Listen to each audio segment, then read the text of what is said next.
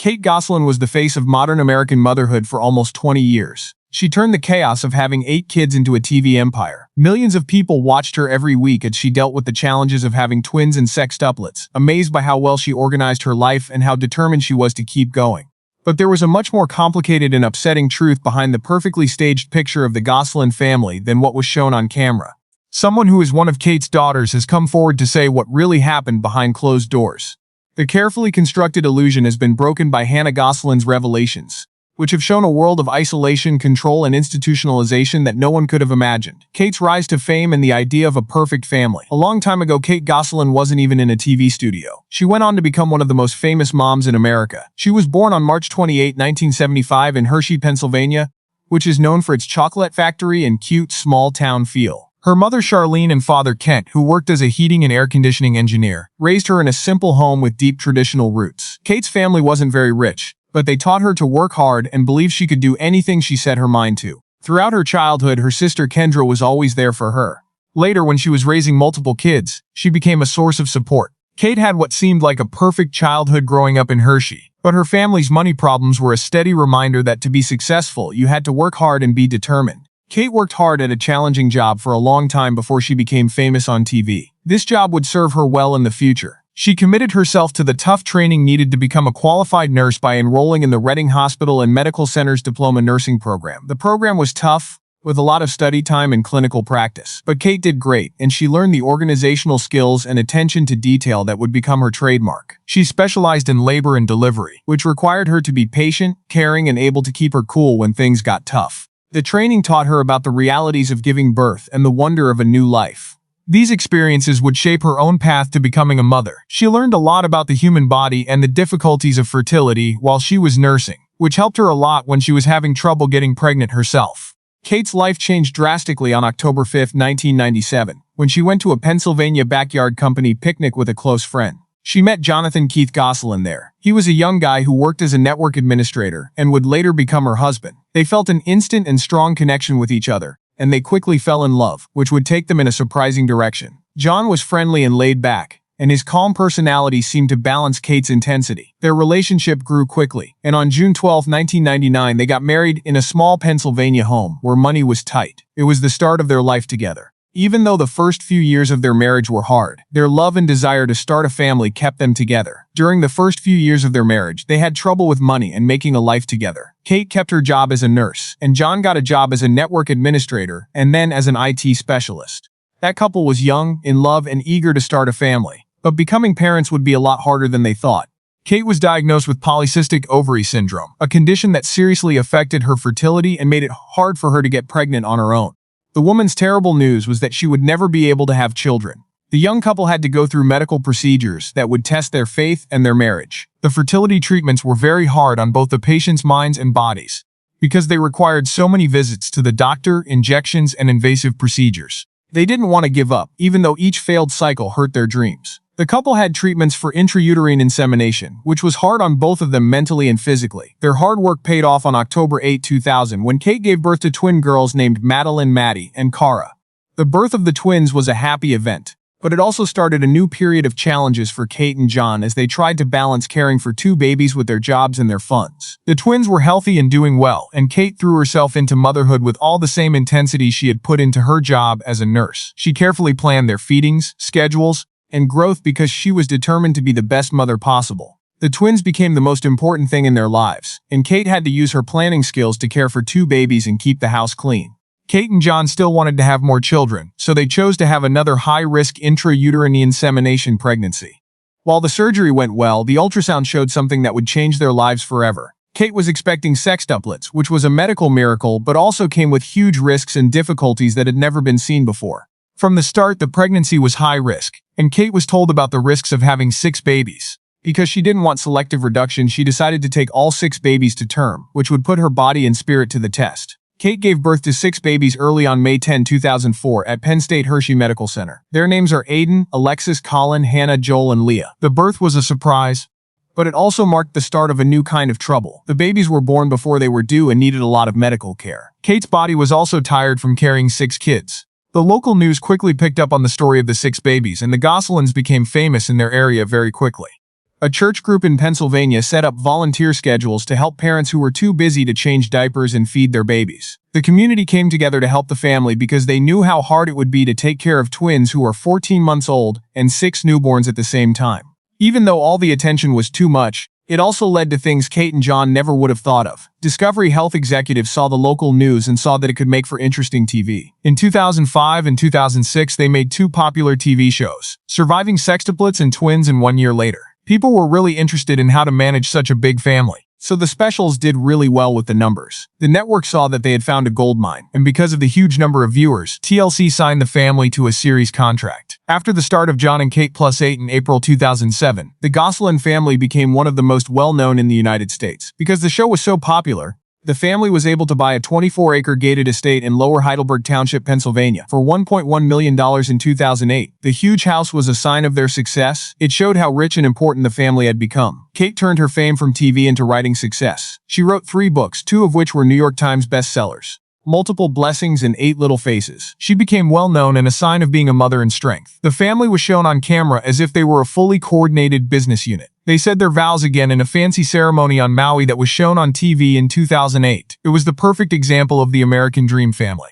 Everyone thought they had everything. However, the cracks were already starting to show behind the scenes. What really goes on behind closed doors? A very different story was happening behind the carefully curated image of the perfect family. The house where Gosselin lived was not a typical home. For the kids on the set, it wasn't just a home. They were workers whose lives were controlled by what the cameras wanted. Hannah Gosselin later said that the house was run like a high-stakes business, with Kate telling the kids that any bad behavior would hurt the family's reputation. The kids learned very early on that what they did had effects that went beyond what kids usually experience. It wasn't just a family problem when a child threw a fit or disobeyed. It was a threat to the income that kept the whole family alive. The kids felt a lot of pressure, and they learned that their worth depended on how well they could perform for the cameras. When their parents got into heated fights, the kids learned a clever but heartbreaking way to protect their pieces of privacy. Because of strict copyright and trademark laws, they would yell corporate brand names like McDonald's or Target at the TLC cameras to get them to delete the video. They were desperately trying to find small areas of privacy to hide from the cameras that were always watching them.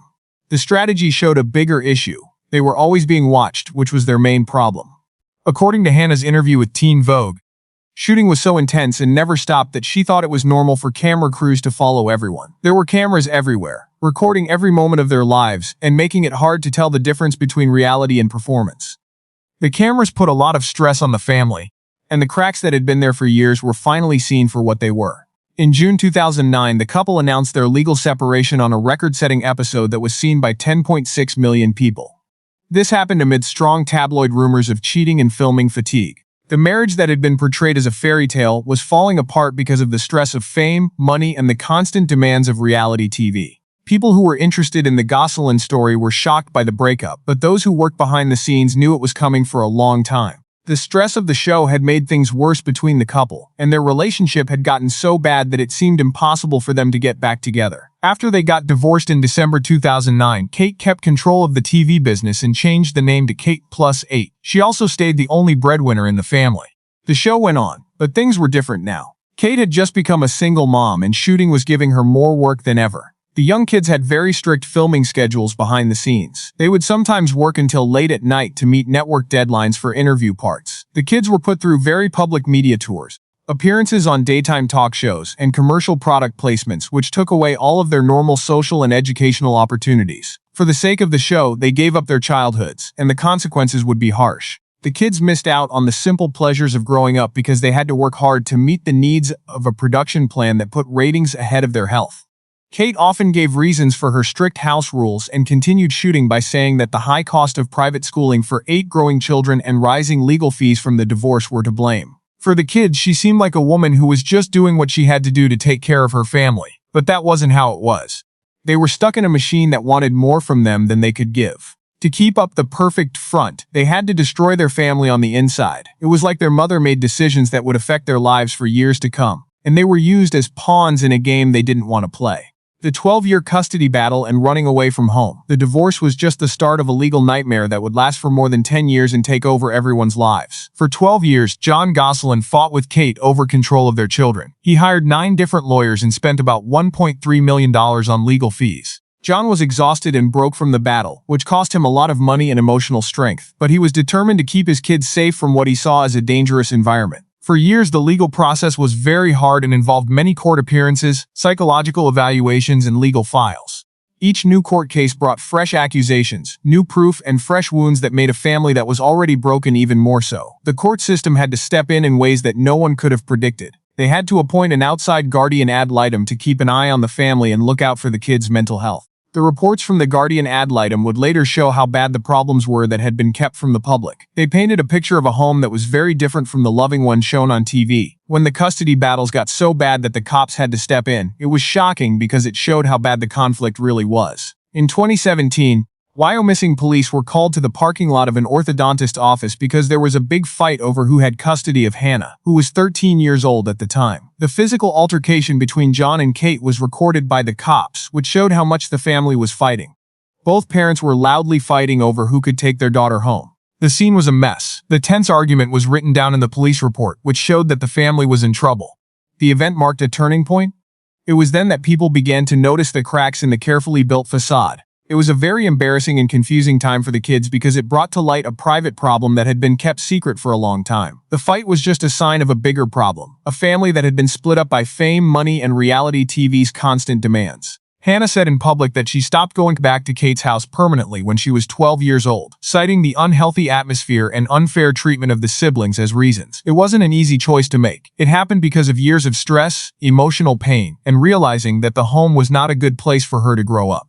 Hannah later said that she had been treated differently than her brothers, and that her mother had taken a bad turn in their relationship to the point where she could no longer live with her. Family court battles over custody were very hard on everyone, and Hannah was caught in the middle of a fight between her parents. Trying to balance the needs of two parents who couldn't agree on anything was always hard for her, making the experience tiring and confusing. In 2018, the court officially gave John primary physical and sole legal custody of Hannah after Hannah told the family court judge that this was what she wanted.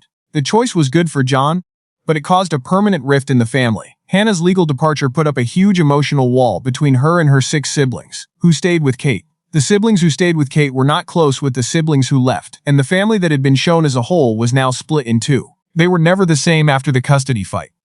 It would take years for the wounds to heal. Not only was there a physical divide, but there was also an emotional one that seemed hard to cross. Holidays that the whole family used to spend together were now spent apart, with each side enjoying in their own way. It was a painful reminder of what had been lost. The ties that seemed unbreakable at first were now broken, and the kids had to deal with the fallout from a family that had been destroyed by fame and fights. The fight over custody had taken years out of their lives, and the scars would last long after the case was over.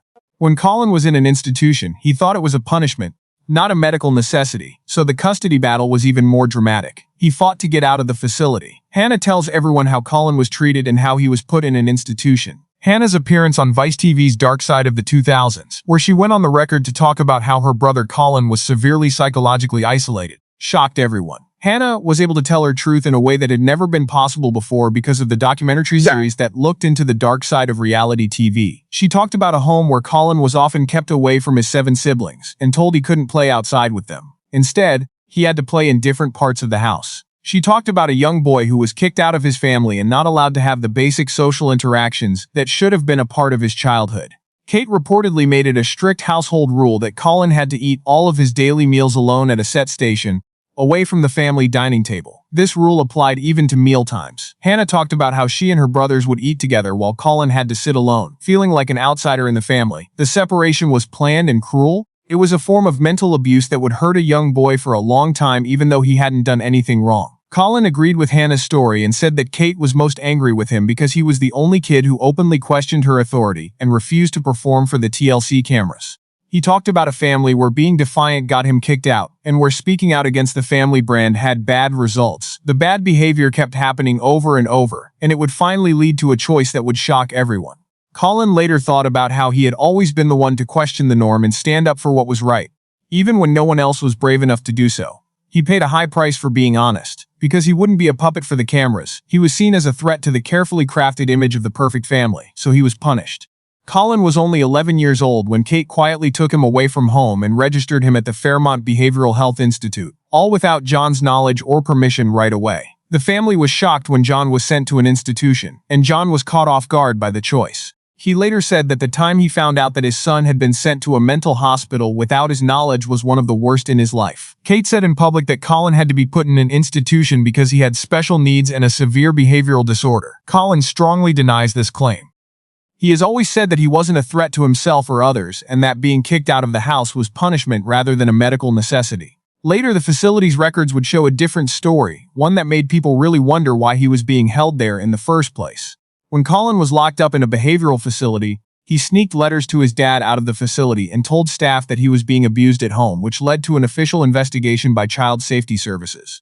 The letters were an urgent plea for help, an attempt to get in touch with the parent he thought would hear him. Records that have been made public and Colin's future memoir both talk about harsh punishments and very upsetting accusations. The accusations paint a picture of a home where physical abuse was common as a way to teach rules. Colin talked about their basement as a dark, cold place where he would be left alone for hours with no one to let him out. In December 2018, John was able to get Colin out of the institution after Kate and her lawyers failed to show up to the meeting, and the judge gave John sole physical and legal custody by default. The court victory was a turning point. It got Colin out of the institution and started the healing process for the trauma he had been through. When Colin left the facility, he felt a huge sense of relief, but he also knew that he would have a long and hard road to recovery. He would go to therapy for years to work through the bad things that happened to him as a child and learn how to trust again. He was hurt by what happened, but he was determined to start over and tell his story so that others wouldn't have to go through the same thing.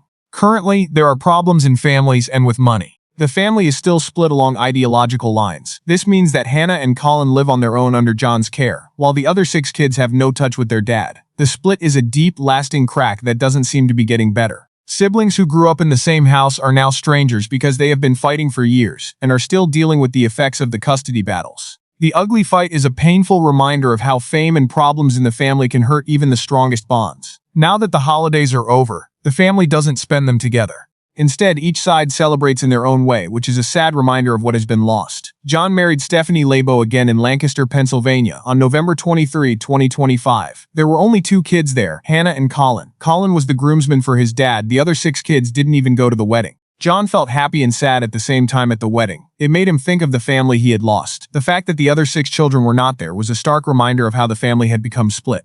For Colin, being by his dad's side was a strong sign of love and loyalty. It showed that he had chosen the parent who had fought for and protected him. Hannah's presence showed that she wanted to keep in touch with both sides of her family, even though she knew that the past had caused pain. Court papers made public during a legal fight showed that Kate is accused of taking 2 separate unauthorized $50,000 withdrawals from Hannah and Colin's regulated Coogan trust accounts, for a total of $100,000. The Coogan accounts were made to protect child actors' wages by making sure that some of their money was saved for the future. People trusted the bank, so the withdrawals were a breach of trust that put the kids' financial safety at risk. Kate admitted to taking out the money in court, but she legally defended herself by saying that she needed the money to live and buy food, and that her kids owed her money for private school tuition. The money scandal hurt a family that was already split up, and it made Kate and her separated children even less trusting of each other. Colin later said that the withdrawals were another sign that his mother didn't care about his well-being. They reminded him that she had always put her own wants ahead of his. Hannah has a good relationship with Kate through texting, even though she told Kate about her mother's dirty little secrets. She is the only child trying to make peace between her parents' parts of the family. She has said that her relationship with her mother is complicated. She knows that her mother's caused her pain, but she also wants to keep some kind of connection with her. Because Hannah cares about Kate, she is willing to stay in touch with her. But Colin has decided to cut off all contact with his mother, which has caused tension between the two. Colin has no contact with Kate or any of his 6 siblings. He says it hurts to see Hannah make peace with their mother, but he will never let family pressure change his boundaries or erase the trauma he experienced as a child.